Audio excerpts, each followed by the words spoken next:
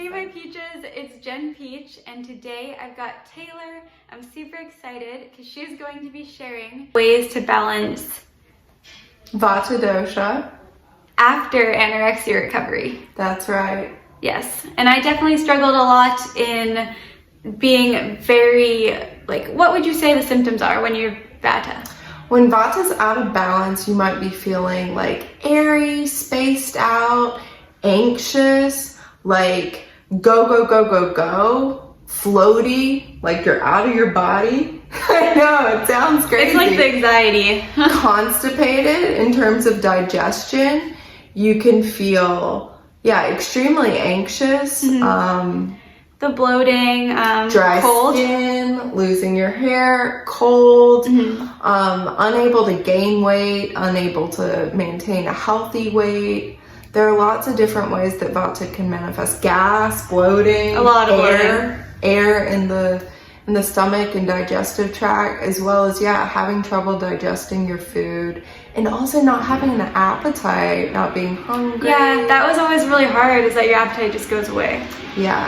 So Vata is commonly, we're all three doshas. So there's Vata, there's Pitta, and there's Kapha.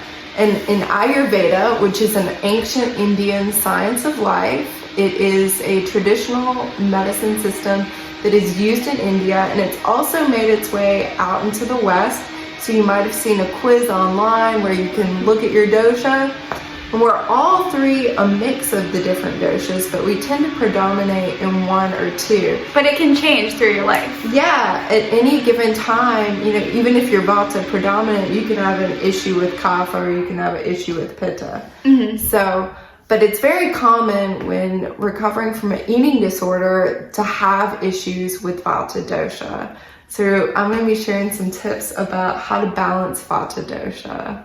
And I'm excited because I know it's going to be super helpful for you guys. I can take some of it, I can relate it to my journey, share some things that helped me personally. And I'm so excited. So what would you say the first thing? Yeah, so I have some notes here because when Jen and I got to talking about this, I was like, I have so many different ideas. Yeah, we've been talking for a long time about this, just having a personal conversation. Hopefully we can share a lot more with you guys. Definitely. So tip number one is to, obviously y'all have been hearing this, but eat enough. Eat consistently. It's like my main message, and that's definitely what helps. Yeah, eat enough, eat consistently, and maybe you haven't thought about this, but to eat in a very mindful, peaceful setting. Eat when you eat. Don't be doing a whole lot of other put down your phone. Don't feel like you need to do so much. Take that time to just slow down. Yeah, slow down, be present for your meal, and enjoy it. Having a peaceful meal is going to make it digesting. You start digesting before you eat. You have to make sure that you're super, if you're calm before you start eating, it's just you're gonna digest it more, you're gonna enjoy it more. A lot of people have so much fear around food that they think of that beforehand, and then they wonder why they can't digest their food, but it's not the food, it's their mental health. Exactly, that's super important. Number two, which will make your meal even more peaceful, is if you're choosing foods that are healthy, fresh fruits and vegetables, specifically root vegetables, which grow in the ground. Those have a very grounding quality, so those will help you feel balanced and grounded and nourished. And what are examples of root vegetables? So things like carrots and beets and turnips. Root veggies are great, sweet fruits are great. So all of the fruits, bananas, dates, oranges, all of the natural fruit sugar, these are wonderful choices. The sweet taste is naturally balancing for Vata. So don't be afraid of fruit, eat your fruit. Healthy fats also are wonderful. So healthy plant fats, avocado, coconut, nuts, seeds, peanut butter. Yeah, these are great choices.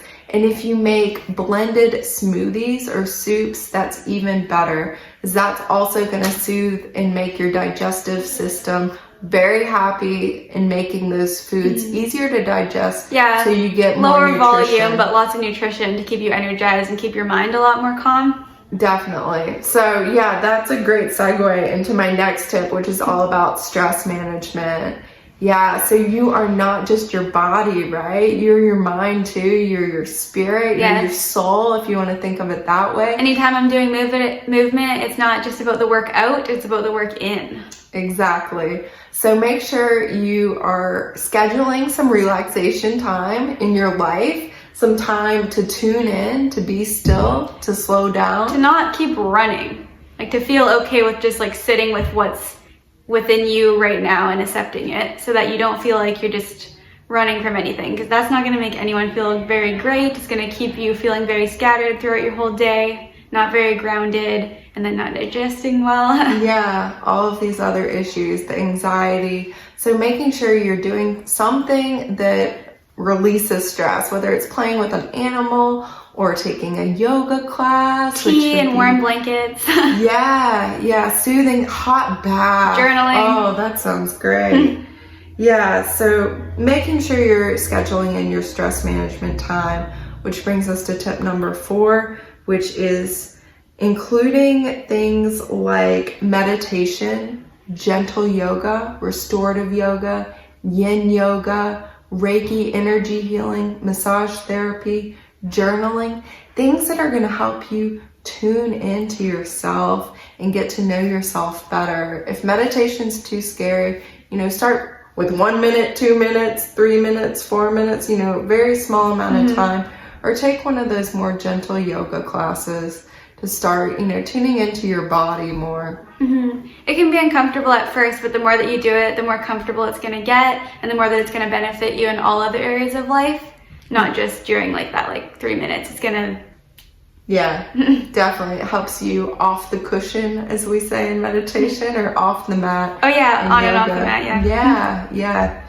So tip number 5 is oil self-massage. This is huge in Ayurveda. So sesame oil in particular is really helpful for balancing Vata dosha.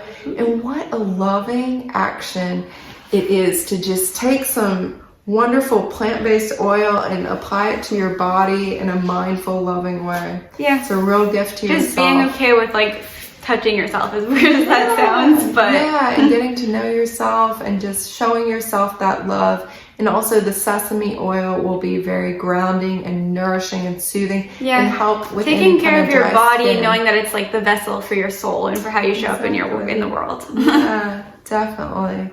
So that's all I've got. I feel like you've got a lot more, but we've all got something from that, I'm sure.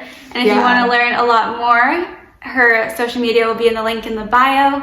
And I hope you guys found something good here. We are going to go eat a nice warm meal. Yes, what is it again? Mindfully. Yes, mindfully. I'm gonna actually be more mindful when I eat. That's definitely a goal that I have for myself. Definitely helps. When you are recovering, there is a time when distraction is actually good during meals. But once you can be present and start being really grateful for food, that's a game changer. And you guys can get there. I know you can. And I'll see you guys in the next video. I'm super thankful for your tips. Oh, my pleasure. Yes. Thanks so much for watching.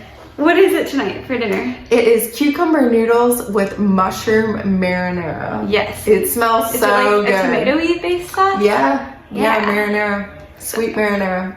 So excited for that, to be present, to digest well, and to fill our body with nourishing food so that our souls can thrive. Absolutely.